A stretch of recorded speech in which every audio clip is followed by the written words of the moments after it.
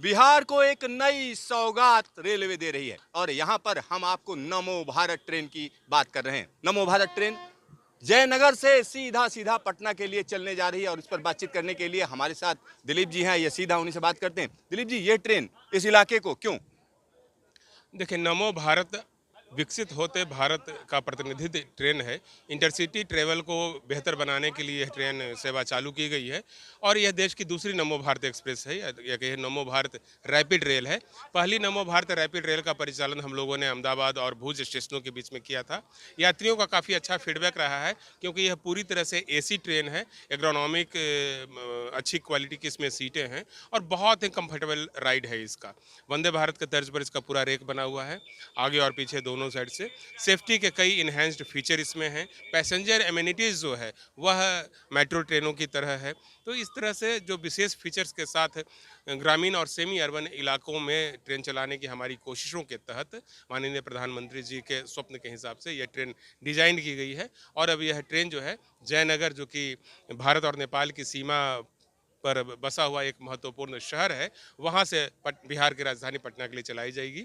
रास्ते में यह ट्रेन जो है मधुबनी, सकरी, दरभंगा, समस्तीपुर, बरौनी जैसे स्टेशनों से भी गुजरेगी और साथ ही मोकामा भी जाएगी।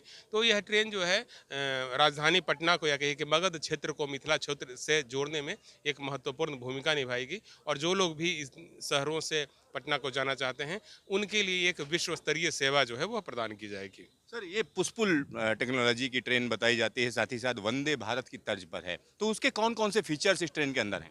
वंदे भारत एक्सप्रेस, अमृत भारत एक्सप्रेस और नमो भारत रैपिड रेल आधुनिक भारतीय रेल की त्रिवेणी है। और ये तीनों ट्रेनें जो है वह काफ़ी एडवांस तरीके से डिजाइन की गई हैं। सभी में पुश पुल टेक्नोलॉजी है, यानी कि दोनों तरफ लोको पायलट का कैब लगा हुआ है और दोनों तरफ से इसका परिचालन किया जा सकता है। इसके अलावा इसकी सीटें काफ़ी आधुनिक है। इसके जो टॉयलेट्स हैं वह इको फ्रेंडली हैं। काफ़ी पानी की बचत होती है इस ट्रेन में। साथ ही इसके जो कपलर हैं वह एडवांस है, सेमी ऑटोमेटिक कपलर लगाए गए हैं। इसमें कुछ और भी ऐसे सिस्टम लगाए गए हैं जिससे कि यदि वियरिंग में किसी प्रकार का घिसाव होता है या चक्के से धुआं आने की संभावना होती है, तो वो सारी चीज़ें जो है वो हमारे ड्राइवर को पहले पता चल जाएगा। यात्रियों के लिए इसमें टॉक बैक फैसिलिटी दी गई है।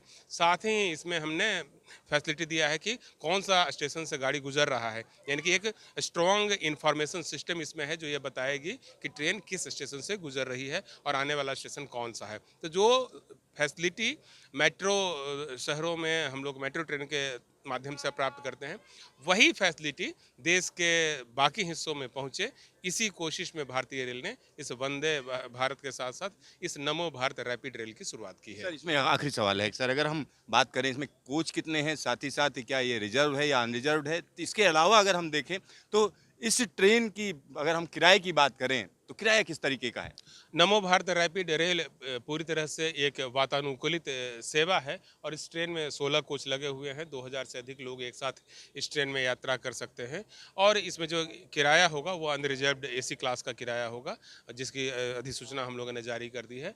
और बाकी जो चीज़ें हैं वो हम लोग अधिसूचना के माध्यम से बताएंगे। आपका ढेर सारा धन्यवाद। Thank you. तो यहाँ पर आप देखिए नमो भारत ट्रेन, नमो भारत ट्रेन हम आपको दिखा रहे हैं। नमो भारत ट्रेन की जब हम बात करते हैं तो पहले भी हम आपको दिखा रहे चुके हैं, क्योंकि जब पहली ट्रेन चली थी तो अहमदाबाद और भुज के बीच में चलाई गई थी। भुज से हमने आपको दिखाया था कि किस तरीके से यह ट्रेन चलाई गई है। तो यह ट्रेन, अगर हम इसकी खासियत की बात करें तो ये कहा जा सकता है आम आदमी के लिए एसी ट्रेन, यानी कम पैसे में एसी ट्रेवल की यहाँ पर अच्छी खासी सुविधा दी जा रही है। खास तौर पर मिथिलांचल की बात करें तो मिथिलांचल के लिए ये एक बड़ी सौगात कही जा रही है।